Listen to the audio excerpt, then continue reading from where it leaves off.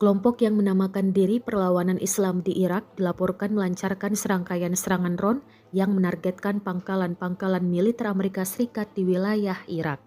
Dalam operasi tersebut, kelompok ini tidak hanya menggunakan drone yang sudah umum dikenal seperti Shahed 101 dan Sayad, tetapi juga mengerahkan drone siluman bertenaga jet yang tergolong langka, yakni Hadid 110.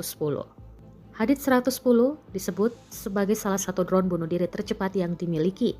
Drone ini mampu melesat hingga kecepatan sekitar 510 km per jam, menjadikannya unggul dalam hal kecepatan dibandingkan dengan drone kamikaze lainnya.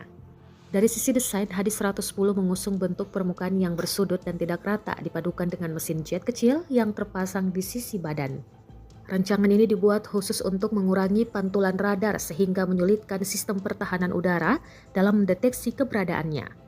Sebagai perbandingan, drone Shahed 136 yang lebih dulu dikenal luas memang memiliki jangkauan terbang yang jauh dan biaya produksi yang relatif murah, namun bergerak lebih lambat karena menggunakan baling-baling. Penggunaan kombinasi berbagai jenis drone ini menunjukkan adanya peningkatan taktik dalam serangan, sekaligus menjadi tantangan baru bagi sistem pertahanan udara di kawasan tersebut.